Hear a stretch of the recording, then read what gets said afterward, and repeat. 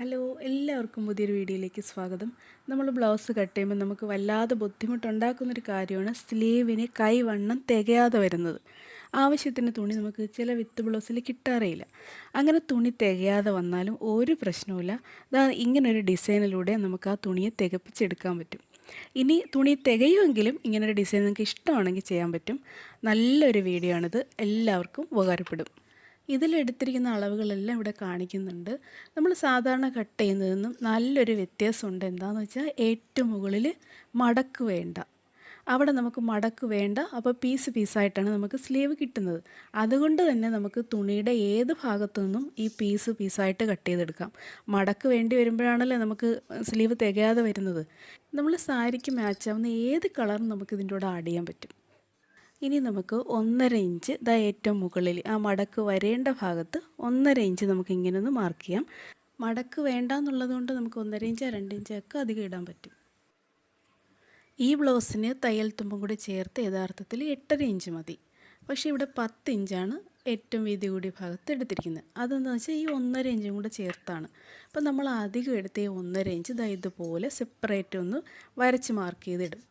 ഇനി ഇതിനകത്ത് ഏറ്റവും എളുപ്പമുള്ളൊരു ഡിസൈൻ ഒന്ന് വരയ്ക്കും. ഒരു എസ് പോലെ ഒന്ന് വരച്ചാൽ മാത്രം മതി. ഇതുപോലെ നമ്മൾ ആ വരച്ച വരയുടെ അപ്പുറത്തും ഇപ്പുറത്തുമായിട്ട് ഒരു 1/2 ഇഞ്ച് അധികം വന്നിട്ടുണ്ട്. ഇങ്ങനെ ആ റൗണ്ട് ഇങ്ങനെ അങ്ങ് വരച്ചാൽ മതി. മുകളിലോട്ട് ഇങ്ങനെ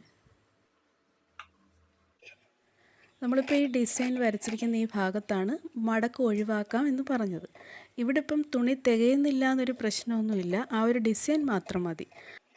ഇങ്ങനെ തയ്ക്കുമ്പോൾ നമുക്ക് സ്ലീവിന് പ്രത്യേക ഒരു അഡീഷണൽ ലൈനിങ് ആവശ്യമില്ല. അതേ ലൈനിങ്ങിനൊപ്പമാണ്, ലൈനിങ് പോലെയാണ് നമ്മൾ ഈ പീസ് കട്ട് ചെയ്യുന്നത്.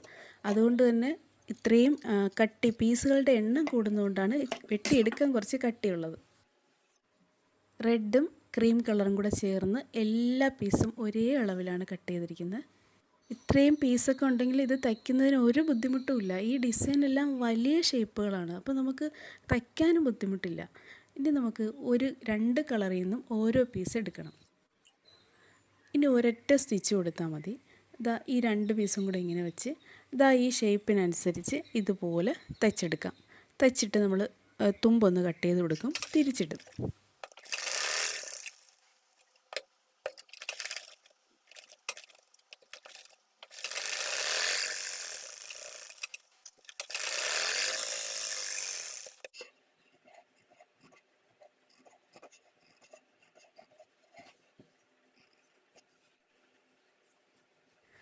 ഇനി ഇത് തിരിച്ചിട്ടൊന്ന് അയൺ ചെയ്തെടുത്താൽ ഇതുപോലെ അടിപൊളി പീസായിട്ട് കിട്ടും. ഇവിടെ ഇപ്പോൾ നമ്മൾ എടുത്തിട്ടുള്ളത് 2 കളറും 4 പീസുമാണ്. ഇനി 4 പീസും 4 കളറും എടുത്ത് നിങ്ങളൊന്ന് ചെയ്ത് നോക്കണം. ഇതിനേക്കാളും ഒരു വെറൈറ്റി ലുക്കായിരിക്കും.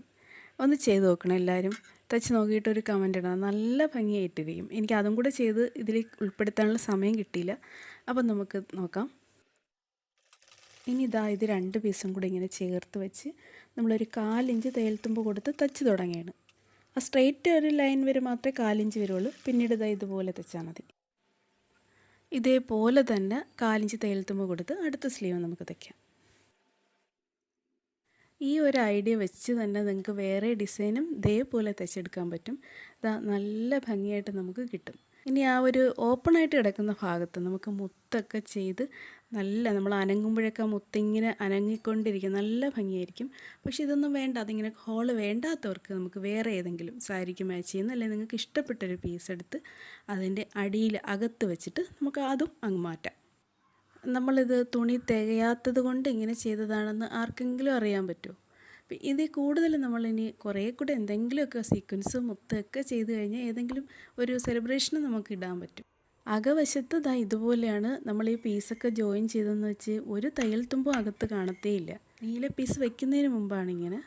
അപ്പോൾ നമുക്ക് ഇതുപോലെ ഹാപ്പിയായിട്ട് നമുക്ക് മനസ്സിന് സന്തോഷം കിട്ടുന്ന രീതിയിൽ ഡ്രസ്സ് ചെയ്യാം. മറ്റുള്ളവർക്ക് തികയാത്ത തുണി തയ്ച്ചു കൊടുക്കാം. Thank you.